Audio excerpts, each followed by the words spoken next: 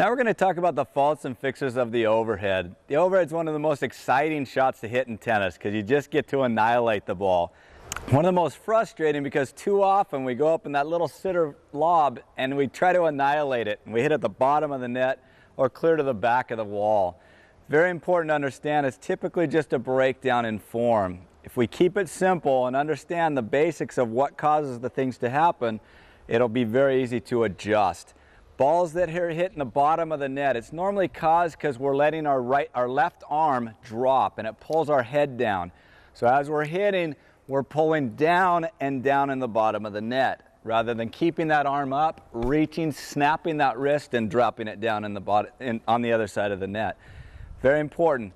Keep your left arm up a little bit longer. This arm actually will benefit you in a couple different ways. One, it keeps the head and the chest up to attack that ball at the height of the reach. It also can be used to block the sun out if it's a very sunny day. It's another thing that causes us to miss sometimes, as we look into the sun and we see spots and don't know which one to hit. But very important, balls into the net, adjust, keep that arm up, reach, snap it down and follow through, but snap it right down on the other side of the net. Normally the balls that are going long, it's typically caused because we let the ball get behind us and we try driving that ball as the ball is back behind us. If you look at the angle of the racket back here, it's going to go long. We want to make contact out in front so we can drive that ball right down into the court. And we want to make sure that we let our wrist snap that wrist. This is one of the times that we have to snap our wrist.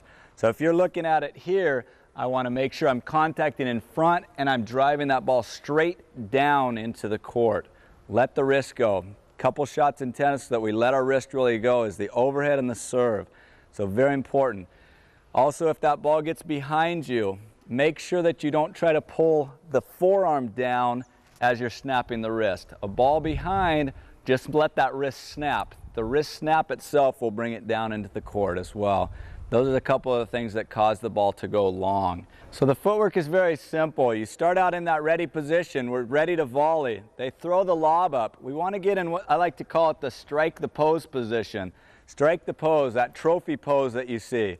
Get your feet turned sideways. It's a drop step. Now we can adjust back to the ball very safely and in a good position. As soon as we get ready to hit, all we do is plant our back foot, which will start our weight going forward, reach, snap, and follow through. Keep it simple, but just make sure you go from that ready position, drop step so you're safe. Don't run back to your lobs this way. It's very dangerous. But drop step so you're safe and you can really adjust and get to the ball quickly.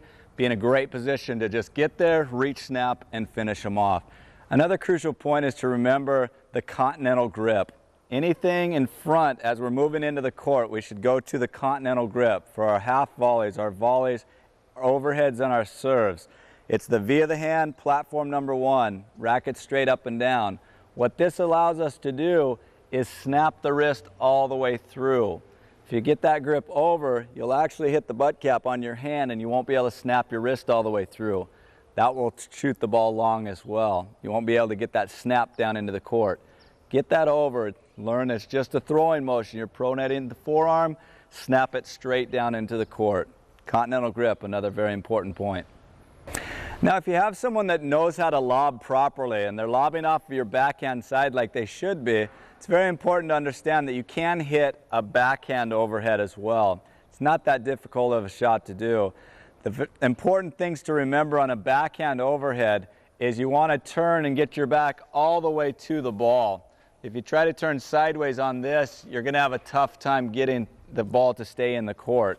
Turn your back all the way to the ball, reach up, snap the wrist, just throw the wrist back. That's all that's important. It's just like a ball that gets behind you on the forehand side. It's just a snap of the wrist will bring it down in. On the backhand side, it's exactly the same. Turn your back. Here, snap the wrist. You'll be able to pull it down in the court. If you have time, get over and hit the forehand overhead. You can adjust your feet quickly if you get turned and you get in that position quickly. From that ready position here, you can adjust quickly to whatever you need.